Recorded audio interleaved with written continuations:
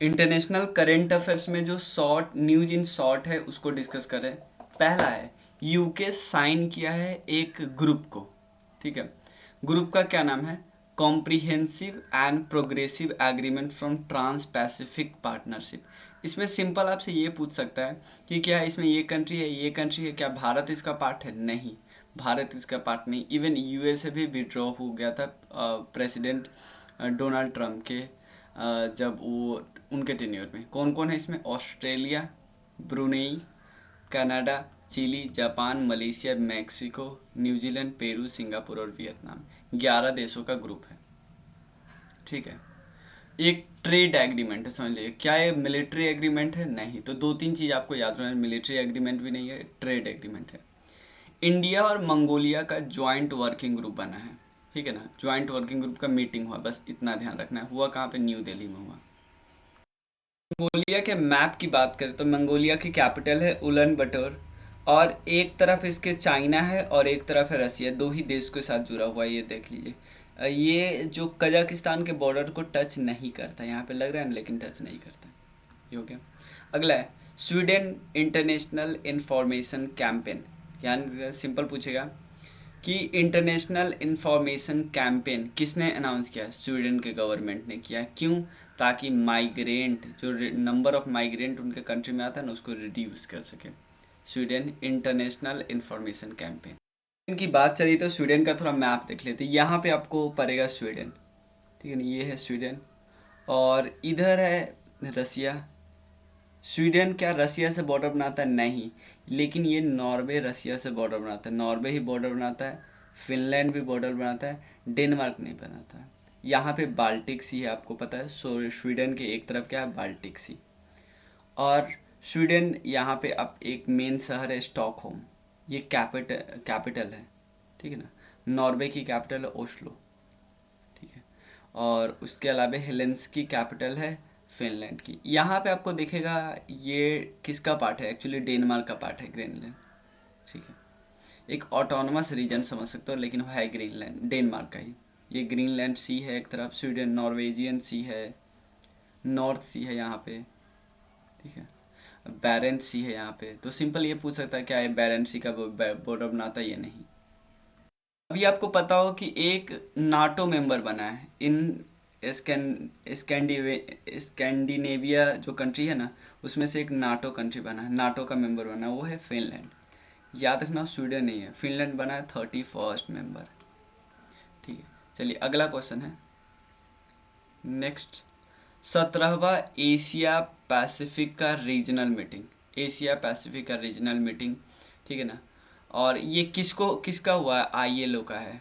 तो Asia Pacific का regional जो मीटिंग हुआ है ना, UN का एक ऑर्गेनाइजेशन है, इंटरनेशनल लेबर ऑर्गेनाइजेशन, जिसका गठन हुआ था 1919 में। ये एक ओनली ट्री पार्टाइल UN एजेंसी है। ठीक है ना, जिसमें वर्कर्स भी आते हैं, गवर्नमेंट भी आते हैं, एम्प्लॉयर भी आते हैं। 1919 में बना था, जिनेवा में हेड क्वार्टर है। याद नहीं, ये याद रखना है बस। ये देखो प्री UN बॉडी है। ठीक है ना, UN का जो फॉर्मेशन हुआ उससे पहले बॉडी आ गया था। गिलबर्ट इनके डायरेक्टर जनरल है। अगला टॉपिक है, क्या है topic? Global food security platform. Global food security platform. देखो, अब क्वेश्चन उठता है कि ये सिंपल पूछा है किसने बनाया ग्लोबल फूड सिक्योरिटी प्लेटफॉर्म? ये बनाया है इंटरनेशनल फाइनेंशियल कॉरपोरेशन ने। अभी इसका अगर ऑब्जेक्टिव पता चल जाएगा ना, तो पता चल जाएगा कि यहाँ पे क्या हो रहा है। इसका ऑब्जेक्टिव है कि आप प्राइवेट सेक्टर, देखो इंटरनेशनल फाइनेंशियल कॉरपोरेशन का क्या है? प्राइवेट सेक्टर को सपोर्ट करो सस्टेनेबल प्रोडक्शन और फूड स्टॉक के डिलीवरी में। ठीक है ना, और फूड जो कंट्री इफेक्ट हो ना, उसके पास फूड जल्दी से जल्दी पहुंचे। तो ये करता किसकी हेल्प है? प्राइवेट सेक्टर की। ये इंपॉर्टेंट है। तो वर्ल्ड बैंक का जो कमोडिटी मार्केट आउटलुक है, यानी एक रिपोर्ट है, सिंपल पूछा है कमोडिटी मार्केट आउटलुक कौन दिखाता है? किसका रिपोर्ट है? वर्ल्ड बैंक का। इसने रिपोर्ट बनाया कि यार प्राइस है ना, फूड का प्राइस जो प्री रसिया यूक्रेन वॉर से पहले जो था उससे बढ़ेगा। ठीक है ना, इसलिए global food security platform start किया गया है, किसके द्वारा? इंटरनेशनल फाइनेंशियल कॉरपोरेशन के द्वारा। ये एक्चुअली मेंबर है world bank group. World bank group में 5 मेंबर है, उसमें से एक ये भी आता है। 1956 में बनाया गया था as a private sector arm. ध्यान देना, प्राइवेट में बार बार बोल रहा हूँ, इसी पे आपको फंसाएगा, ठीक है ना। इंटरनेशनल फाइनेंशियल इंस्टीट्यूशन है, offer investment, advisory, asset management सब कुछ करता है और इनकरेज करता है प्राइवेट सेक्टर डेवलपमेंट को in developing country. Washington DC में हेडक्वार्टर है। क्लियर, सब कुछ समझ है। अगला है सेकेंड बिम्स्टेक। बिम्स्टेक का फुल फॉर्म है Bay of Bengal initiative of multi sectoral technical and economic corporation. तो एग्रीकल्चर मिनिस्टर क्या मीटिंग हुआ, कौन कौन इसके मेंबर है, बस बिम्स्टेक का समझिए। बे ऑफ बंगाल में याद रखिएगा, भूटान और नेपाल बे ऑफ बंगाल से टच नहीं करता, उसके बाद भी मेंबर है, क्योंकि इनको अगर सी का एक्सेस इधर से मिलता है। बांग्लादेश याद रखना, म्यांमार इधर है, श्रीलंका नीचे है, थाईलैंड है और इंडिया तो है ही, ठीक है। पीएम मोदी विजिट कहाँ किए, नेपाल किए। 16 मई 2022 को किए, बुद्ध पूर्णिमा के मौके पे। कहाँ पे, लुम्बिनी। तो कुछ कुछ याद आपको रखना है। महात्मा बुद्ध का बर्थ, उनका ज्ञान, एनलाइटनमेंट बोध गया में, जिसको क्या बोलते हैं, एनलाइटनमेंट बोलते हैं। उसके बाद पहली बार उन्होंने शर्मन दिया, उसको बोलते हैं धर्म चक्र परिवर्तन। उसके बाद उनका महापरिनिर्वाण हुआ, जो कि कहाँ पे हुआ, कुशीनगर में। कुशीनगर मल्लाह की कैपिटल है, ठीक है, याद रखना। और लास्ट जो उन्होंने अपना सरमन दिया वो दिया था वैशाली में। सबसे ज़्यादा उन्होंने जो उपदेश दिया वो दिए श्रावस्ती में, श्रावस्ती, ठीक है। श्रावस्ती के जो राजा थे उन सब ने बुद्ध धर्म अपना लिया था, उनकी पूरे फैमिली।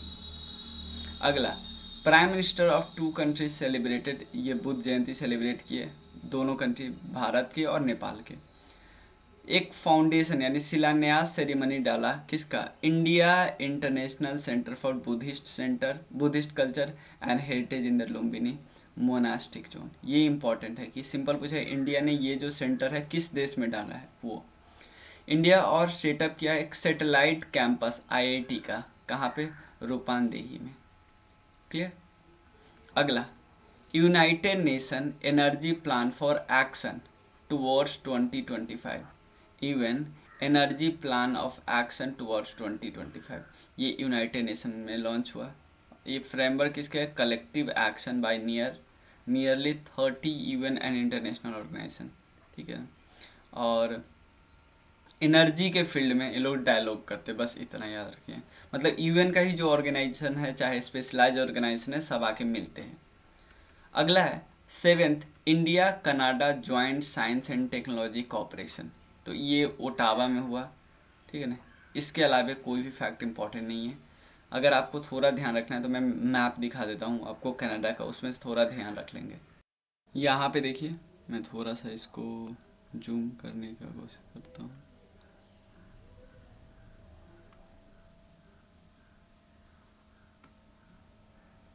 चलिए रहने दीजिए यहीं पे।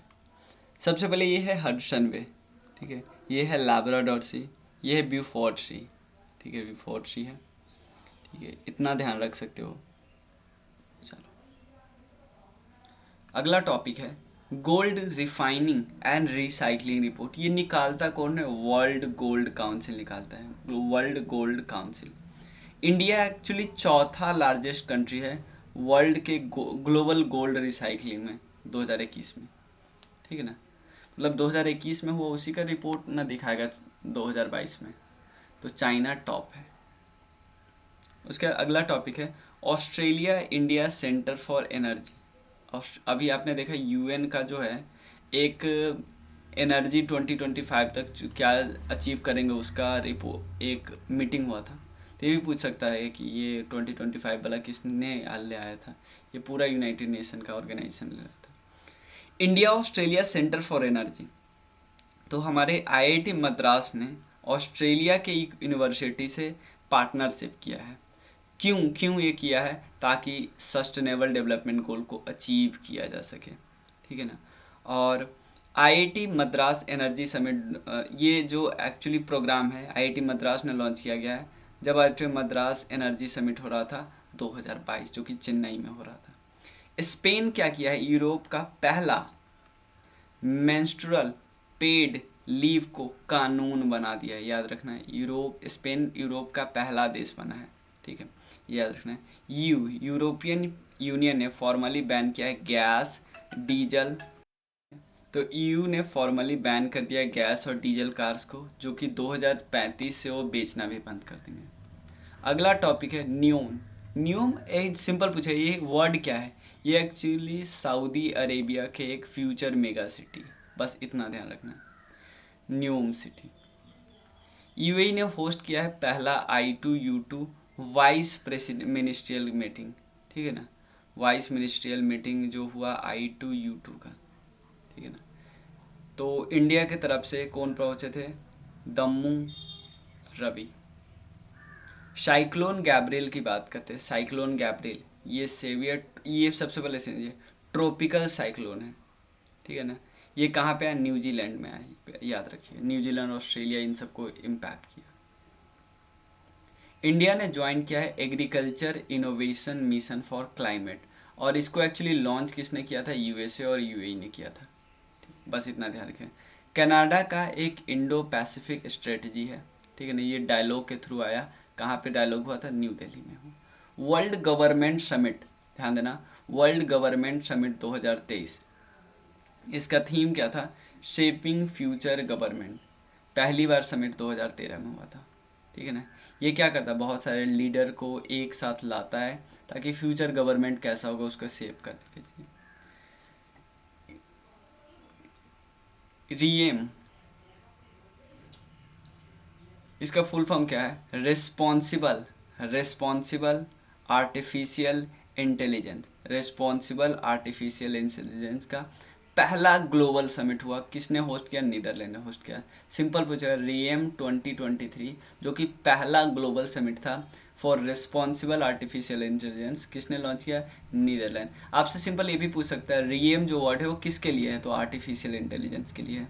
और इसको को होस्ट किया था रिपब्लिक ऑफ कोरिया, यानी South Korea. India Denmark cooperation की बात करते हैं, ठीक है ना। और India Denmark partners for green and sustainable progress governance की बात करते हैं।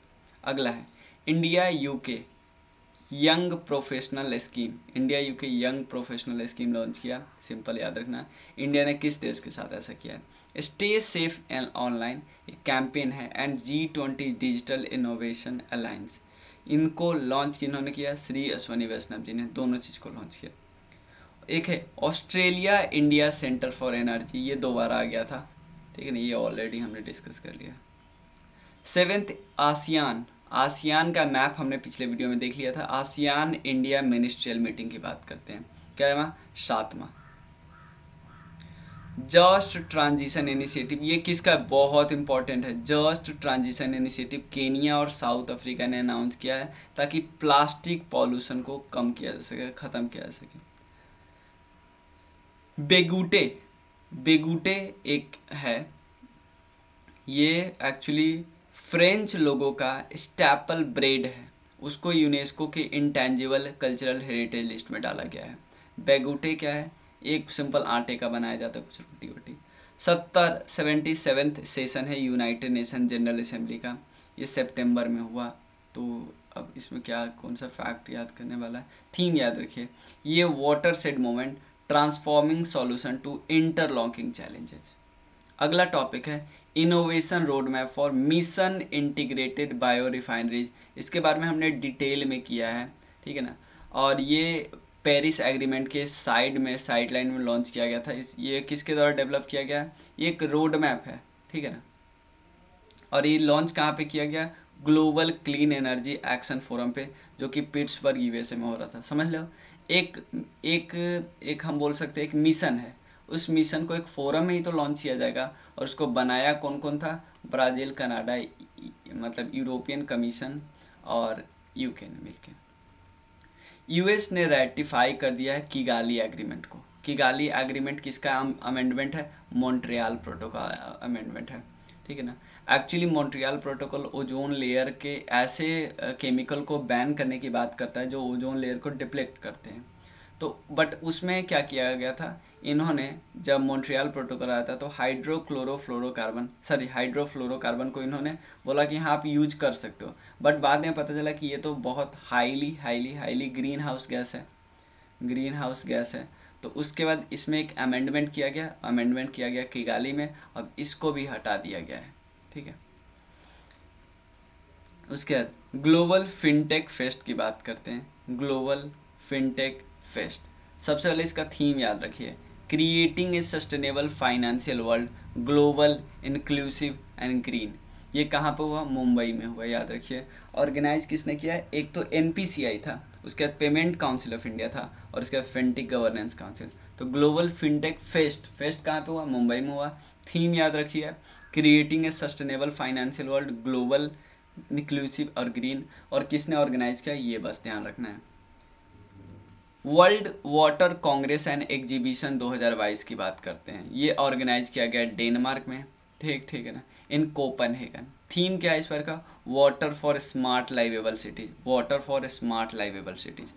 ऑपरेशन लंदन ब्रिज की बात करते हैं। एक्चुअली ऐसा तब होता है जब उनकी एक जो क्वीन होती है, उनके डेथ के बाद ये प्लान होता है कि इसके बाद क्या क्या किया जा सके। तो ये एक कोड फ्रेज होता है, operation London bridge is down was a funeral plan for queen Elizabeth two, ठीक है। The part of the plan for death, जो अगर ऐसा स्कॉटलैंड में होता है उसका अलग नाम है ऑपरेशन यूनिकॉर्न। तो दोनों याद रख सकते, क्या ऑपरेशन यूनिकॉर्न है इनके लिए, ऑपरेशन लंदन ब्रिज है, वो तो नाम से ही कर सकते। शंघाई कॉरपोरेशन ऑफ इंडिया का पहला कल्चरल एंड टूरिज्म कैपिटल कौन है? वाराणसी, ठीक है ना, वाराणसी याद रखिएगा। Special ASEAN India foreign minister का मीटिंग हुआ, याद नहीं रखना है। सिंगापुर में जो होता है सांग्रीला डायलॉग, याद रखिएगा, कहाँ पे होता है? सिंगापुर में होता है।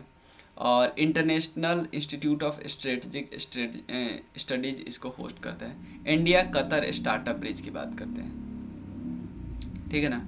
वाइस प्रेसिडेंट ऑफ जो इंडिया है एम वेंकैया नायडू, इन्होंने लॉन्च किया India Qatar startup bridge. Partners in blue Pacific initiative, ध्यान देना, partners in blue Pacific initiative की बात करते हैं। और इसमें कई सारे देश है, एक यूएसए है, उसके अलाइड कंट्री जैसे ऑस्ट्रेलिया, जापान, न्यूजीलैंड और यूनाइटेड किंगडम। एक नया इनिशिएटिव, सिंपल पूछा है क्या इसमें इंडिया है? नहीं। लोकसभा ने एक बिल पास किया जिसका फुल फॉर्म है weapons of mass destruction and delivery, amendment bill pass किया 2020, ठीक है ना। तो लोकसभा ने पास कर दिया, अभी आगे का पता नहीं, याद नहीं रखना है इसलिए छोड़ देना, क्योंकि जब तक एक्ट नहीं बनता ना तब तक क्वेश्चन पूछने की प्रोबेबिलिटी बहुत, वो भी काफ़ी खासकर ऑनलाइन में तो बिल्कुल नहीं। इंडिया इलेक्ट किया गया as a chairman of IAEA, मतलब association of Asian election authorities, उसका चेयरमैन इंडिया को बनाया गया। मीटिंग कहाँ पे हो रहा था सर? मनीला, फिलीपींस में हो रहा था, ठीक है ना। करेंट चेयर ऑब्वियसली मनीला के पास था। और न्यू मेंबर जो एग्जीक्यूटिव बोर्ड के हो गए वो हो गया रसिया, उज्बेकिस्तान, श्रीलंका, मालदीव्स, ताइवान और फिलीपींस। इंडिया चेयरमैन बन गया। First international migration review forum, first international migration review forum under किस ऑर्गेनाइजेशन से? UNGA, ठीक है ना। और global compact for safe orderly and regular migration, ये इंपॉर्टेंट इसका प्रावधान है, ठीक है। मतलब ये एक्चुअली ये ग्रुप है और उसका प्लेटफॉर्म अलग है। The state of world's birds, ये कौन रिपोर्ट निकालती है? बर्ड लाइफ इंटरनेशनल, इसको बनाया गया था 1922 में। और एज उस शुरुआत में अलग नाम था, international council for bird protection, as a non profit global conservation group है। महात्मा गांधी ग्रीन ट्रायंगल की बात करते हैं, अभी ये कहाँ पे बना? मेडागास्कर में बना है, याद रखिए मेडागास्कर में, आज़ादी के अमृत महोत्सव को कमोमरेट करने के लिए। ग्लोबल वैक्सीन मार्केट रिपोर्ट, ये किसने निकाला है? WHO ने निकाला है, बस इतना ध्यान रखें। जिस तरह सांग्रीला डायलॉग होता है उसी तरह रायसीना डायलॉग होता है इंडिया में, सांग्रीला डायलॉग को ही हमने फॉलो किया था, ठीक है। अब देखो रैंकिंग हम यहाँ पे रहने देते हैं, क्योंकि रैंकिंग हम नेशनल और इंटरनेशनल का एक साथ डिस्कस कर लेंगे। तो हमारा समझ लो नेशनल करंट अफेयर्स पूरा कंप्लीट हो गया, इंटरनेशनल करंट अफेयर्स कंप्लीट हो गया। अब हम अगले वीडियो में इकॉनमी करंट अफेयर्स, आपको 2 से 3 दिन में हम इसको कवर कर देते हैं। आपको 12 से पहले कवर मिलेगा, 12 को, यानी 13 को आप पूरा रिवाइज भी एक बारी कर सकते हो, ठीक है। तो मिलते हैं फिर नेक्स्ट वीडियो में, तब तक के लिए थैंक यू सो मच।